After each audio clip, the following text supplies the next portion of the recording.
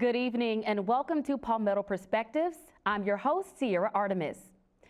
Tonight, we're exploring a question that goes to the very heart of democracy in South Carolina. What does it take for leadership to reflect the people and communities it serves?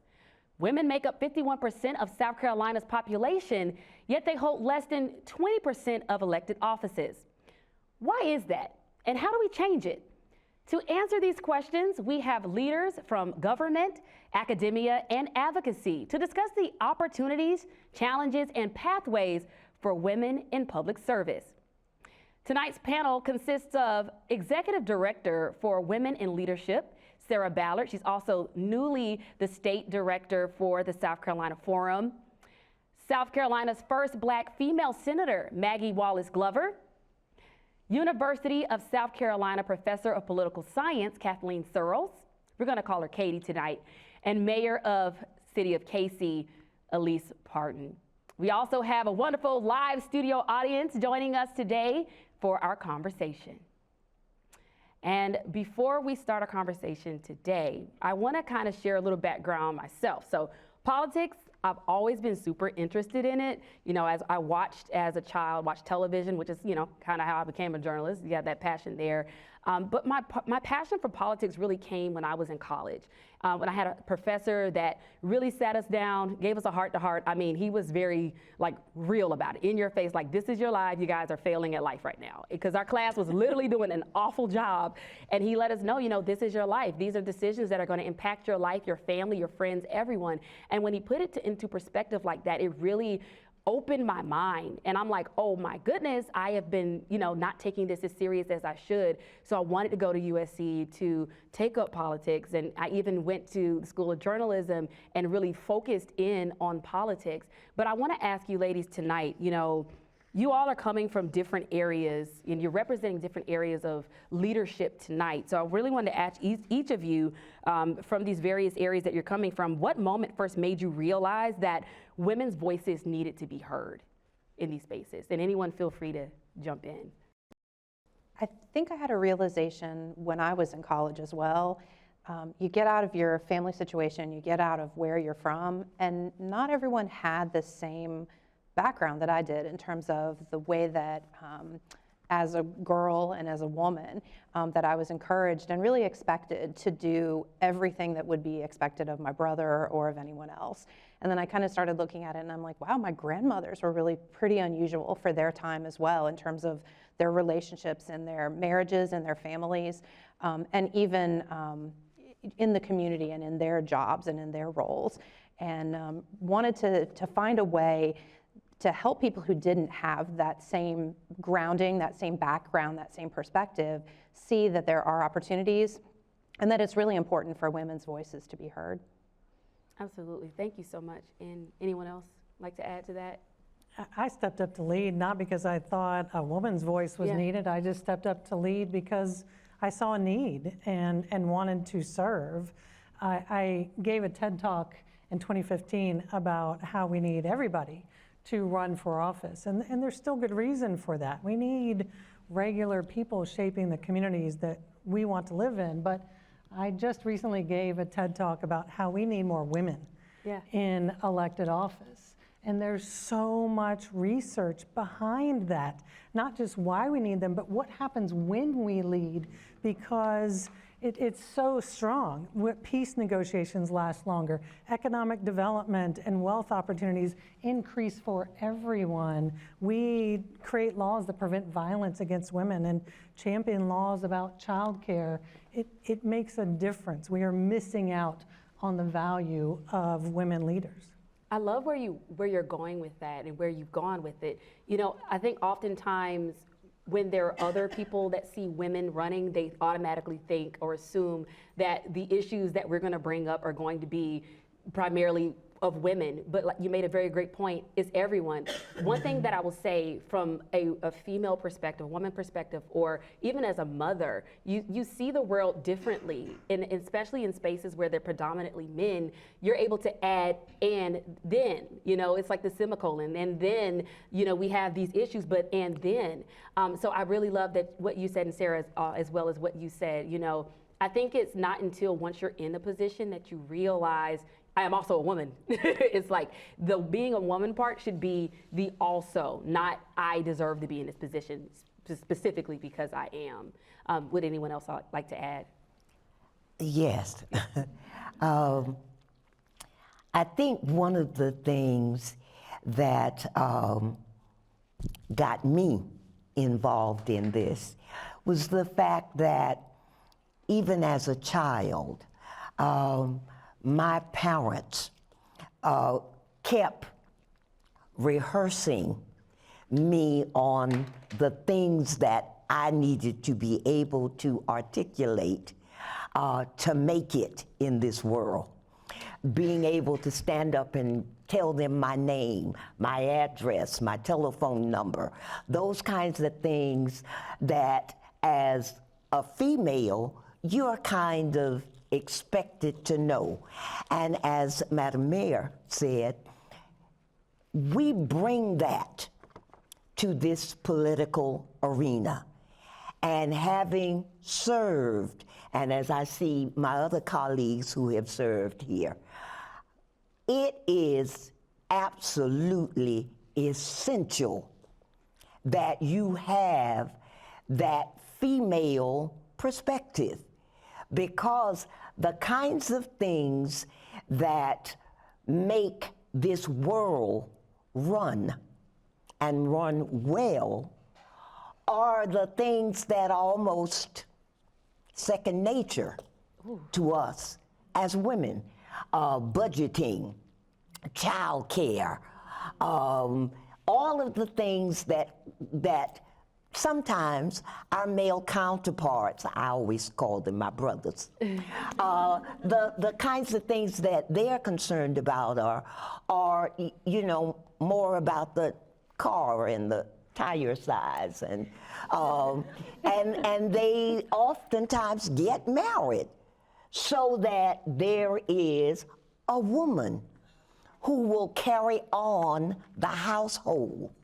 I'll bring the money, but you pay the bills, that kind of thing. And so that's why I think our presence is mandated in the lawmaking policy development arena. We've got to be there if things are to operate as they should. I always say too, the Creator mandated it. There are more of us than of our brothers. And so, like South Carolina, we represent this nation. There are more women in the world. Why not use our power? Well said, well said. Well said. And I want to actually stay right there because you brought up a lot of great points. There are a lot of things that women do innately that a lot of, I'll say to men, might be second nature, not necessarily first like it is for us. And so when we think about that mindset that women aren't able to handle the pressure of higher level leadership, why are we seeing us in these CEO positions as teachers, single parents, organizers, other leadership realms, yet the political arena seems so far out of reach when we're already doing these things innately? Sarah? Yeah, well, I think first and foremost that through my work in women in leadership, that when you ask women, why haven't you run for office? Women win at the same rates as men, just not as many women run. And a lot of women say, no one asked me. No one asked me to run. I don't think anyone, men just wake up thinking that they're ready to run. Yeah. But I think that our society, our culture, has taught women that they need to wait to be asked or to be told that they can do something. And that we have to, really look at as a society that we're encouraging women and girls right from the very start that your voice matters. It's not a zero-sum game. Just because there are more women doesn't mean that men lose. Just because women win, everyone wins. It's a good thing for everyone, and that we need to teach our girls that, but that we also need to be talking to our boys from the time that they're little to make sure that they understand that men and women are different, men and women are equal and that they have different things, different perspectives, different experiences to bring to the table. And if I can add, Yes, absolutely. the research really backs this up, right? It's twofold. It's first that women are socialized to think that roles in politics are not for them, that they're inherently masculine, that they're about power dynamics, that is not the typical stereotypical gender role for women, particularly in this country. So at an early age, women start to see, and little girls will say, that's for men.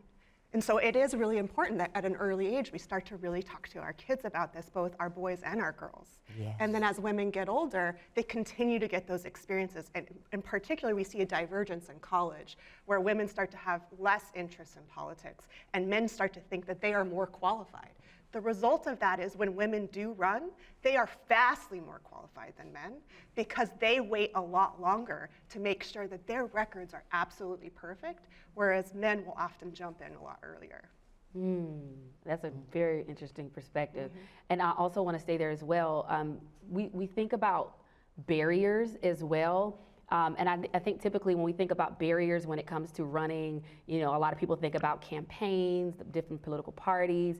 But for women, there's a different set of barriers. So while we're still here, and where we are in this discussion, what would you consider some barriers that people don't necessarily think of, something that women would have to deal with in this area of politics? Oh, Fundraising probably is the number one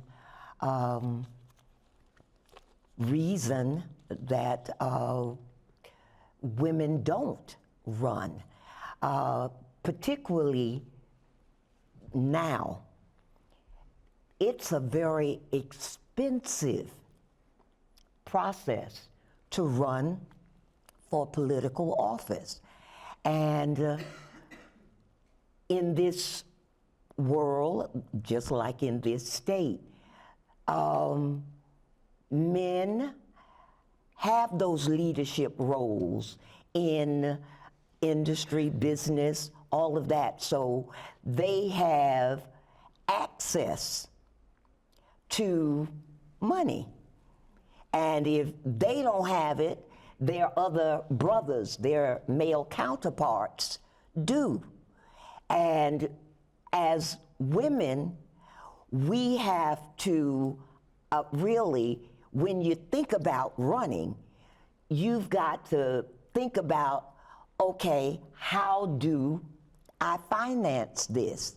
How do I find a male counterpart that is willing and able to invest in me?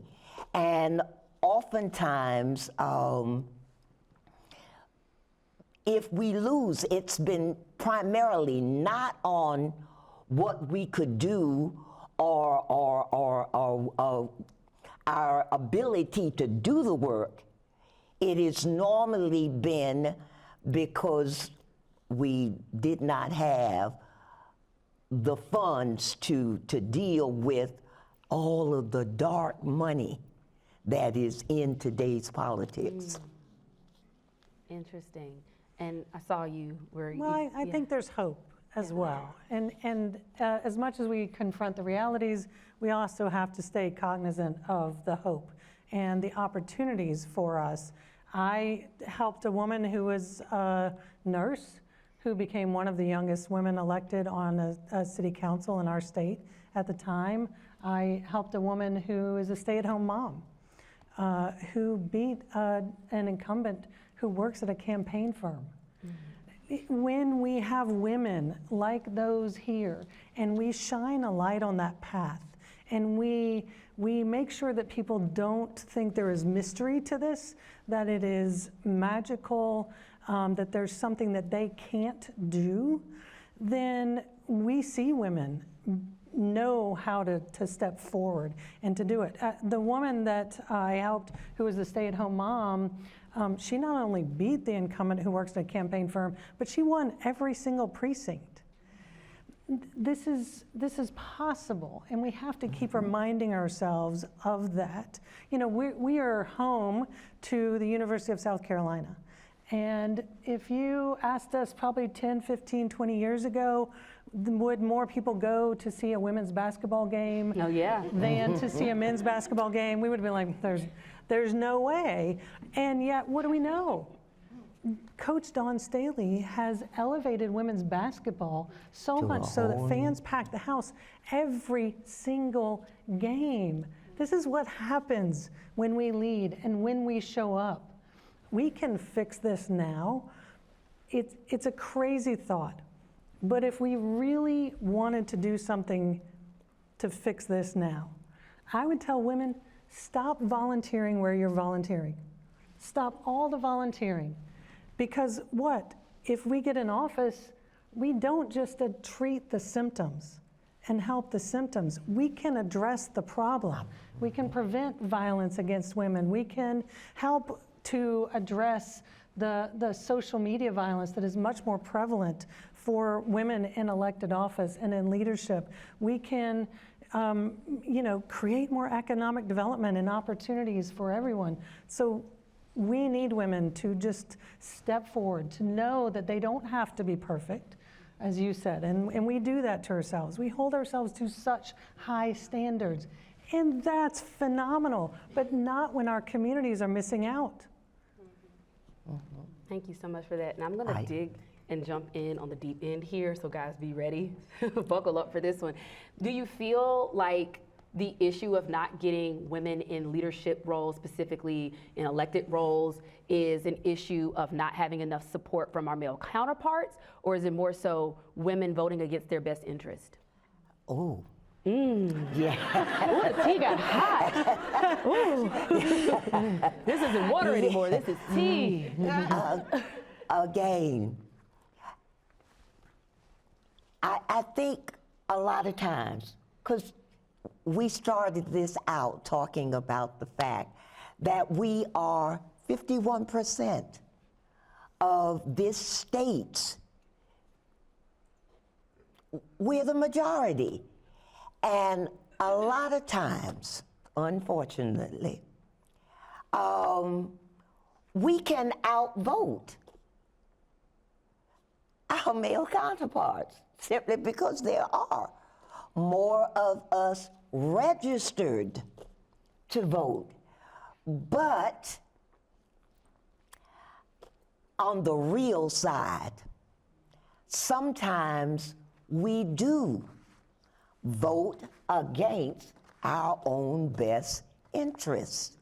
We listen to our brothers, our husbands, and it's kind of expected that as a family. So, sisters, if we want to do all of the things that are being suggested through this panel, we've got to bring ourselves together, bend our backs together, and then with that fist of power, we can do what the mayor just suggested. We can get elected, we can bring the hope, we can save our state, we can save our nation, but we gotta put aside all of that other little stuff that as women sometimes we get caught up in. And if we do what we're supposed to do, honestly, we really can. As the mayor said, hope. Keep hope alive, and we can do this. Ms. Glover, thank you so much for that. I'm actually ready to go and get started like now. That was very motivational. Thank you so much, Mayor Elise, as well. But at this time, I want to actually direct that question towards our audience. Sister Senators, I believe you're in this area. If you guys would like to chime in on that question, let us know your response, how you feel. And I will repeat the question if need be. You guys need me to repeat? Yes, so the question was, do we feel as if we're not getting enough support from our male counterparts, or is this an issue of women voting against their own self-interest? Good evening. Thank Good you evening. so much for being here. For me, in my personal experience, it was not having the support of male cohorts, not having the public support of men in leadership, men in elected office who clearly supported me, clearly believed in me, clearly voted for me, but they wouldn't say anything. They didn't want to get involved once other people were, running for office, or it's a very specific situation in my rural area. I will say that, but for me, it's not a matter of, it's a matter of more men supporting us.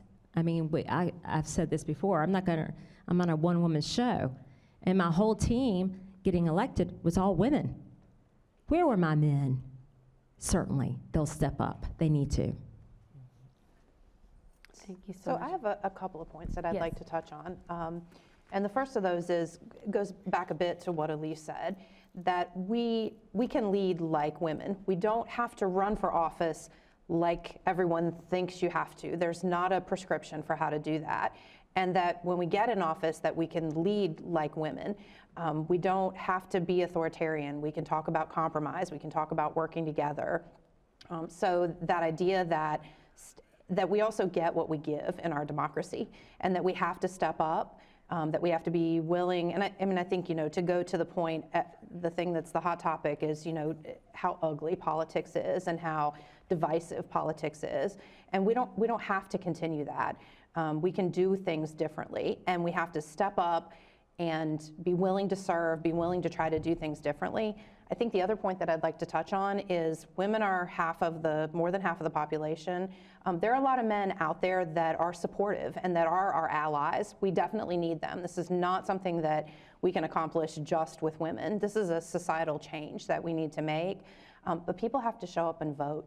Voter turnout in South Carolina is atrocious. And if you really, people need to pay attention and they need to turn out to vote. A very, very small minority of the population is electing the leaders that are serving us now. And particularly when it comes to a runoff, or we have some of the sister senators that experience that. Tiny, tiny percentages of the population making decisions about who our elected officials are. We have to show up and vote. We have to pay attention, and we have to show up and vote. Absolutely, and I'm going to have a question for you in just a second, Katie, but I want to ask a question to the audience. Katrina Sheely, I can't see out there. Katrina, there we go. If you could talk to us a little bit about reaching across the aisles. What does that look like, working with men? Well, to me, it was easy to reach across the aisle. And, most of the people that know me know that I worked on a lot of issues: children, families, veterans, women's issues, and passed a lot of legislation by working across the aisle. And by working across the aisle, it's probably why I'm no longer there, because I worked on the right thing. I did what was right. And a lot of times you do what's right at your own peril, but I wouldn't change a thing I did.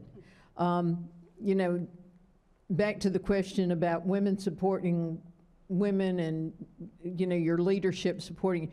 I was in leadership. I finally made it to leadership, but it didn't matter because I had the vast majority of this horrible far right-wing caucus that couldn't stand what the women stood for, and women stood up for what was right. But I think if you work on the right issues, and who can vote against children? Who can vote against saving children? Who can vote against, protecting women from domestic violence? We do have some people. God forgive me if you're Republican, but we have some people in the Republican Party that can vote against protecting women from domestic violence. Yeah. And they'll even call you a lesser cut of meat if they get the opportunity. But, we have those people. But there are things that you can't, there's no reason you can't work across the aisle, and that's the only way we're ever gonna make it work. So there are times I wish we didn't have parties, that you could run because you're the best person, Because if that was the way it was, maybe the best people would really get elected and things would be different at the State House. Thank you so much. And the question I'm getting ready to ask is literally going to follow up that. Is there anyone else that would like to answer with our sister senators or? Awesome. So you have a different question or No, the it's the same same question if you wanted to follow up with that one. Sure. So I spent the majority of my time in the South Carolina House and Senate as a Democrat. I became an independent in 2023. And it wasn't difficult to work across the aisle. I won't say that it always had the outcome that I wanted, but I will say that it was worth it every time. And Katrina's right, like, there are so many legislators on both sides of the political aisle now who really struggle because the environment is so hyper-partisan, so divisive on just about every issue. I mean, even issues that I wouldn't have thought would have been divisive. For instance, COVID-19.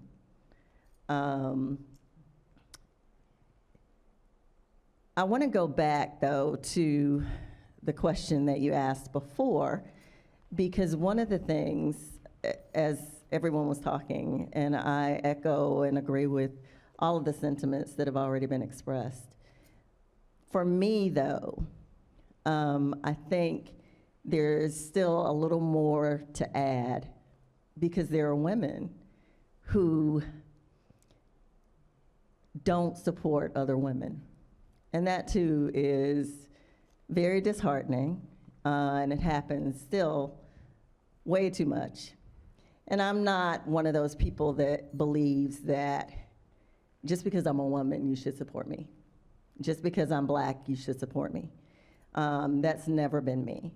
I've always asked for people to give me the opportunity to earn their support by showing them who I am, what I'm about. And if my vision and my values are aligned, then, give me a chance. And I think today what we're seeing, at least what I'm seeing, with the number of women who are fearful about running, I get it, I totally get it, as to why they would feel that way, because even some women who offer themselves for public office and admit that they don't fully understand what to expect or, how they need to show up to be effective and to serve and in a balanced and, fair way. It's not just the women, it's not just those women who talk themselves out of running. Sometimes it's the people who are misinformed by what they've seen over and over and over again. And they don't understand that the freshness, the new perspectives, the new experiences that different people bring into the equation is great. I mean, that's where real change comes. And so you have people who don't understand that, and so they keep, well, I know so-and-so, and I've been voting for this person who might happen to be a male for 20 years, or I see this person at church, or I see this person at the grocery store. And that's not what it's about. It's about knowing how that person, whether that person is truly representing you, whether that person is truly showing up for you and fighting for you. How does that person vote on the issues that you care about? And those are the things that I think we need to be talking more about so that women feel comfortable not waiting to be asked, but saying, hey, why not me? I have this experience. I'm passionate about this. I want to be the change, and give them that opportunity if they are willing to, offer themselves, and they may not have the experience. I had so many people, oh, you need to get your name out there first. When I first ran for the House, I had no experience, no name recognition, and I'm trying to represent Richland County, where I live, and Kershaw County, which is rural Republican. And if I had listened to the people, campaign operatives, party operatives, I would not have run.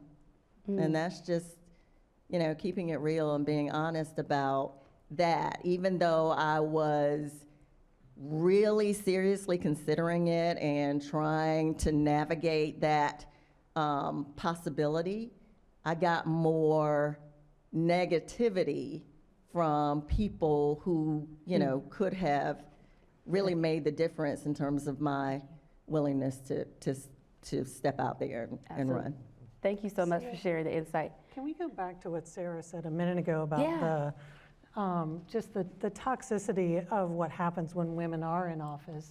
We have to address that, because hanging out there, any woman who's listening and watching the show probably goes, and I'm out. That's why I'm not doing it. But again, we fix that if we have more women in elected office. And I don't say that naively. I am a 5-time elected nonpartisan mayor in a state in the bottom 1% for women's power and influence in our country. It's the reality, but it means it's not like this everywhere. And we don't have to accept the status quo. We can change it today. I took my daughter to see Suffs, the Broadway show about the suffragists just recently, and it was absolutely moving. Women did that. Not that long ago, we didn't have the right to vote. We didn't have the right to get a mortgage without our father or our husband or a credit card. Walk down the street, where's their man? Right, right. And we've made so much progress. Let's just leapfrog this forward and fix these things. Okay. I had a question for Katie. I'm going to hold on to this, but I think where we're going right now is really, so we talked about, and Ms. McLeod made a great point. So the average age of the current U.S. senators in general is 63. So let's take a look at South Carolina for a moment. So we have Jim Clyburn, and I'm not being ageist about this at all. Jim Clyburn is 85, Lindsey Graham is 70. So how do we inspire a new generation when seats are being held for so long? Because you mentioned some people are just voting for the same people over and over and over again. It's not to say they're not doing a good job. It's just to say, when do we open the floor? When do we pass down the baton and encourage other people? Because people might feel discouraged. Well, I would like to run for this, but how could I when you have people that are loyal to a certain person and will continue to vote for them anyway? So how do we open that door? Yeah, I think that part of what Elise mentioned earlier is young people are not stupid. They see the vitriol aimed at women in politics.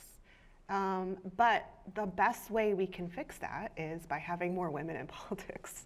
And what that means is that some women need to be at the forefront, right? Like the women on the stage. And the more women are in rooms, the more women are in legislative bodies, the less likely we are to be othered, that we could be targeted, that we can become the targets of vitriol and animosity and hate. But it's really hard to get there. We need to sort of get to that increasing numbers in those rooms so that it's not always the one woman in the room, the one woman that's targeted, the one woman in the party apparatus. And as you mentioned earlier, the state of South Carolina is one of the worst in the United States for a number of women in office. I think we're at 13%. And there is 28% women in the US Congress, and about 30% women hold state offices countrywide. We are 49th in terms of ranking of women in office. And so part of our problem specifically in the state is we just don't have enough women in these rooms.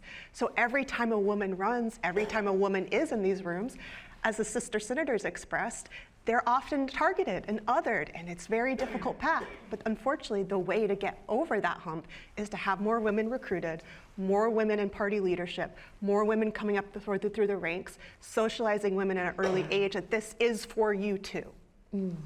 Thank you so much for that. And SE Emerge, we have joining us in the audience as well. You all help people or women to be able to run for offices. What are some things, because I realize that these higher level leadership positions or elected positions isn't obtainable for everyone, but what if you want to help in some way? How can you help? And if you do want to run for an office, what resources are available? Thank you. So I think first, yes, we need women on the ballot, but we as voters have to support the women on the ballot. Fundraising was mentioned. Fundraising is hard regardless of who you are. But we know for women who may not come from political families, they don't have the political background, trying to get out there and ask people for money, they don't have necessarily the networks. So if we want to see more women run, we've got to volunteer for their campaigns. We have to open up our pocketbooks and donate to their campaigns. It takes money to run. It's not free. To get your name out there, even door knocking, you have to leave something behind. That costs money. Everything takes money. And so if we really want to see more women in office, we've got to help actually build those women campaigns up and to support those campaigns. From our perspective here at Emerge, what we've seen is that one, women need the tools to know how to run a campaign, but the biggest thing is they need a network because it is so few women on the ballot in certain areas. They are the only woman or the only woman of color or the only woman of their identity or the first woman to run for the seat that it feels very lonely. And so really being able to offer that network and that support for women, I think goes beyond anything else so they don't feel like things are so lonely and that they're in this by themselves. So really, if we want to see more women, we as the voters and the people who are supporting candidates, we've got to actually go behind that candidate and push them forward and be that support system. Can I foot stomp that really quick? Yeah. I have two practical things that I think are really related, and I love what you just said. One, there's really interesting research that suggests that women that are involved in athletics earlier are more likely to see themselves in as having the sort of skills they might need for political office. So if we can get our girls into sports early, that might really help cultivate some of those skills that will help them later on. The other thing is we know that really compelling, and it's about voters, right? So that's all of us. And the research suggests that voters tend to exert this double bind when it comes to women candidates. So they want women candidates that are traditionally parents, are mothers that support their family and stay home with their children. But then they also want women candidates that are more qualified than men. And those two things do not often go together. So as voters, we can also say, okay, let me gut check myself here. Am I putting a standard on this female candidate that I would not otherwise because of my traditional notions or the way I've been taught that families should look and families should be? So that's another thing we could all do. Or even what does it mean to be qualified? Yeah. Looking at what does it mean to be qualified? Yeah. And when you say having a family and having a traditional role doesn't necessarily mean that you are unqualified. Yeah, absolutely. And I know we're in the talks of voting and ballots and things, but Ms. Maggie, you actually brought someone here today as a guest that you want for people to know. Could you explain more of who that is and more about them? Yes, I brought two beautiful young sisters here this evening. One has already attempted, ran for an office, and the other, both brilliant, but the other one has not yet, but prayerfully soon will. And I want you to hear from them because honestly, this is what we all must do. And that is when you see an opportunity of a young female that you think can do this, encourage them. I try to keep Ms. Mormon in this environment so that she gets an early start. This is my first trip with Miss Diamond. Isn't that a beautiful name? My mama knew. she was going to be right for this field. But I want them to see so that it's not new and they get to operate and to see how we operate in this arena. So yes, the mic has been passed to them, and please hear from them. Yes, I'm Tanya Mormon Jackson, and I did take an opportunity to run for city council in Florence, South Carolina. And it's incredible to have someone who believes in you. We were talking about how do we get women to run. Well, when you have someone who is there and you can walk in their footsteps, number one, that's something that's very positive. And although, and I say this, although I did not get the win, I absolutely got the lessons, because I understood what it's like to have someone behind you, have a team behind you, have people invest their money, even the small dollar investors. You know, that meant a lot to me. And it really is just about getting out here and meeting the people where they are, making them believe, having them believe that their voice is important. So I know that that will always be the case. So it's all about your grassroots campaign, getting out here, meeting people, letting them know who you are, what it is you like to do, and let them know that you want the same. As a woman, typically, we want the same thing that the constituents want. So that's how I feel about it. Good evening, and I just want to start by saying thank you. I am Diamond Boatwright, and just being in this room is very encouraging and is very educating.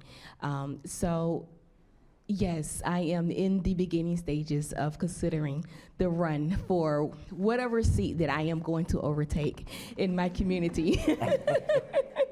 So I do have a level of boldness that come along with me. I am one of 8 girls. We don't have any brothers in the sense of where we were raised together as a family, so I have to have that sense of boldness. And with that, it comes a care for my community.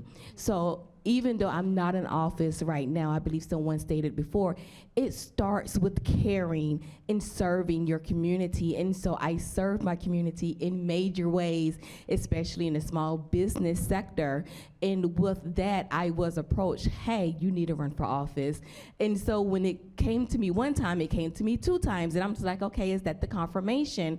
But for me, as I'm not a millennium, but I'm not sure. I'm still that young age, but I don't know what group I fall into, but that's okay. But with that being said, it is that thought of, am I really qualified? Yes, I have the degrees. Yes, I'm doing the community work. Yes, I ran nonprofits and all of these things. But it's the question, am I really qualified? That really, kind of put me in that back seat. So I've seen the men in my community, the young men in my community, get up and they run for office and they win office. But really, what qualifies them? Is it just because the fact that they are a man?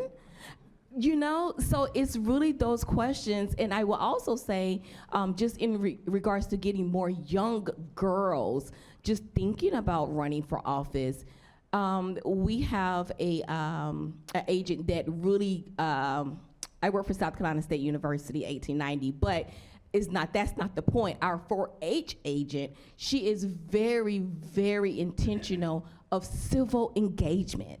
And those are the things that make the impact in changing the mindset to young women, letting us know, okay, I can do this. I'm learning what that looks like. I'm learning what goes into that so that we can start to build that confidence at a younger age. Yes. Thank you so much. For women who have held, for the women in the room who have either run for office or currently in any seats or, or wanting to, does this give you hope? I'm gonna ask Senator Devine if you'd like to chime in. Does this give anyone hope for the future? Thank you for that question. I think it definitely gives people hope. Number one, just knowing that you're not alone.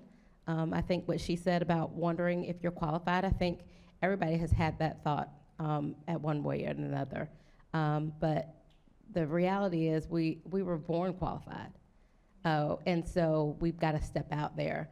I think the other thing that gives you hope is just seeing the people and the women in this room to understand that you're not alone, that you have mentors like Senator Glover, you have sisters like my sister senators, you have people that you can reach back and mentor.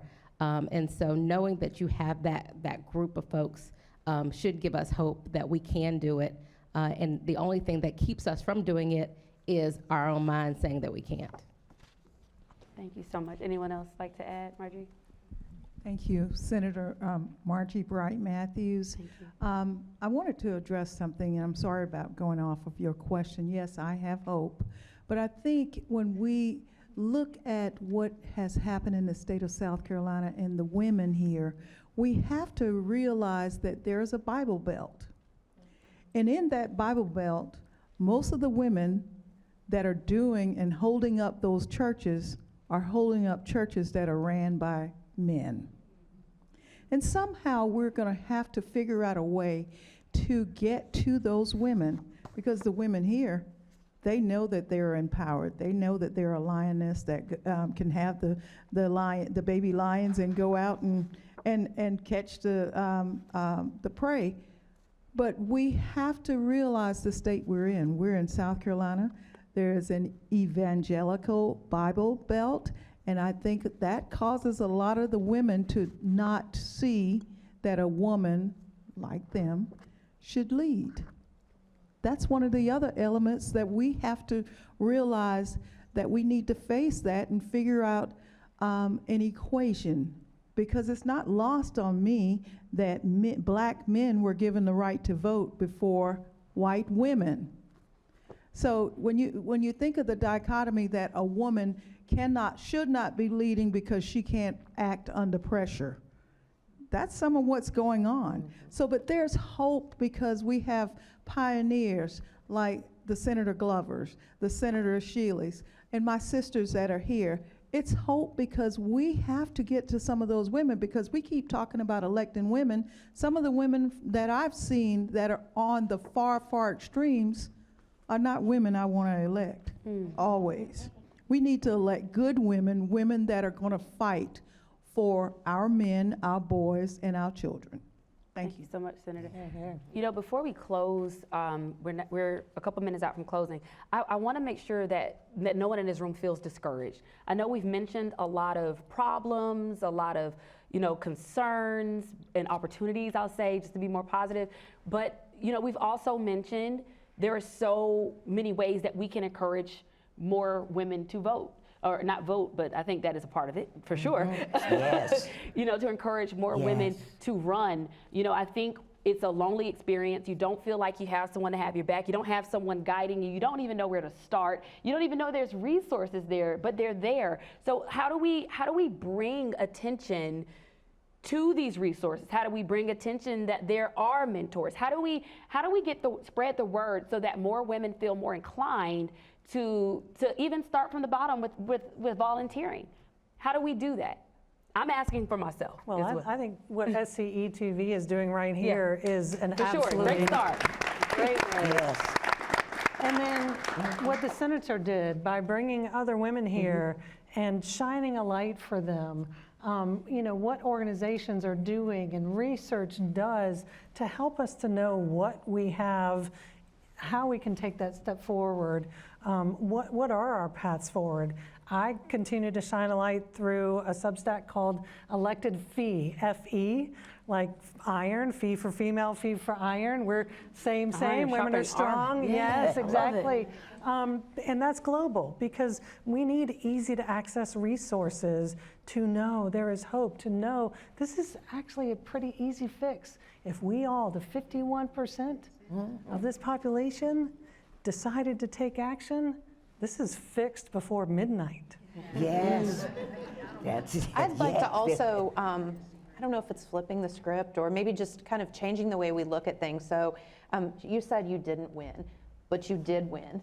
The conversation that you created by running, by even when women don't win, when women are in the race, and I'd love for you to talk a little bit more about the research, it changes the way that our country and that voters look at women in politics, that look at women running for office, when they see women out there as part of that discussion, as part of that elective process. Yeah, our own, South Carolina's own Marion Wright, who started the South Carolina Children's Defense Fund, said you can't be what you can't see. And so even if you don't win, we all win if you run. If you show up, if you vote, if you volunteer, if you donate, if you're the mentor, if you support, if you tell your neighbor that's a young woman, have you thought about running? What you bring to the table is special. We all have a role we could play.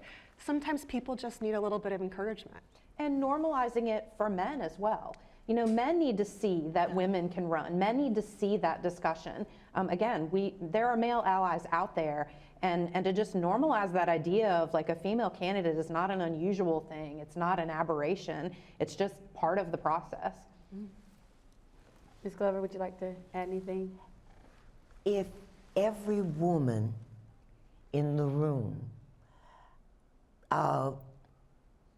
leaves here tonight, going back into your respective home, community, your job, and you start to share the hope that you got here tonight, and to really start to cultivate, talk about it, and talk about the strength that we have, and how it's almost criminal not to use it. When you have been blessed, you have to appreciate and then use the blessing. Kamala Harris, if women across this nation had just said, I think she can work for us. She's got the experience, an attorney, all of it. If we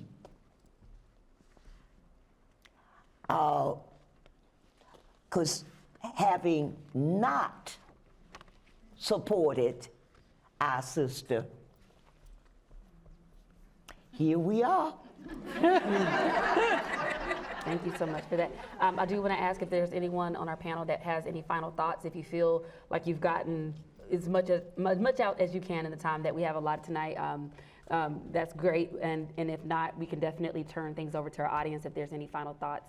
Sisters, senators, sounds like Katrina or Mark, if we can get the mic. The only thing I want to, I'm sorry. I usually talk so loud I don't need one of these.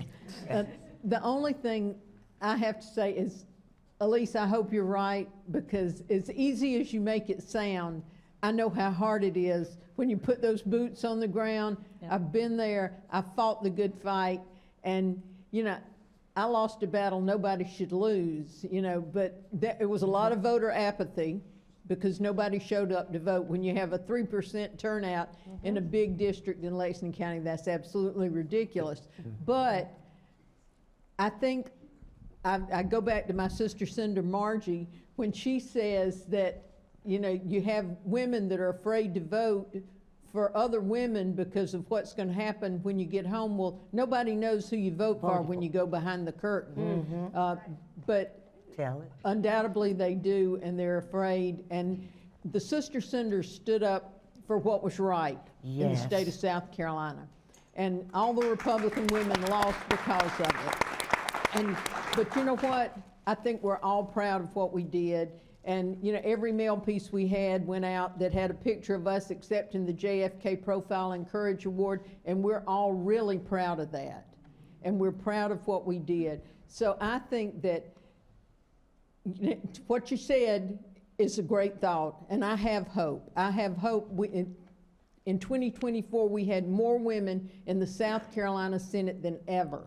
We had 6 women. Now, that's not a lot when you got 46 members, but 6 was a landmark. It Because when is. I came, there was We don't 1, vote. and we built on that. But now there's 2 again. So we're doing something wrong, and we've got to work on that. So I hope your hope is right. We've got to support each other, ladies. I'm Penry Gustafson. I didn't introduce myself earlier. I have the hardest name to say, I think. I just wanted to add a couple of things. I was never asked to run, and I was never the GOP pick, okay? I did it. I stepped up, much like I'm hearing these nice women in the room stepping up. I stepped up, but this is what people need to understand. First-time candidates, male or female, usually don't win the first time anyway. They usually don't. I knew that. The day after the 2018 House election, because I ran for the House first, the day after I was giving out my business card asking for votes for 2 years from then. I'm not finished. I will tell you right now, there's nobody on this front row who's finished. And you might just see one of us back in office who might have left office before. Good. But you can't give up unless you just need to. And I think there's a time and a place for everyone. But we need to encourage women. We need to give them the financial pathway to do so. They have to have the money. They have to. We certainly appreciate your feedback and your responses, and I want to thank our panelists today for joining us and sharing such wonderful insight, and again to our audience and all of the experts in our audience as well. We will also have this on our website on SCETV.org as well. But thank you all for joining us. Women in Politics and Leadership in South Carolina.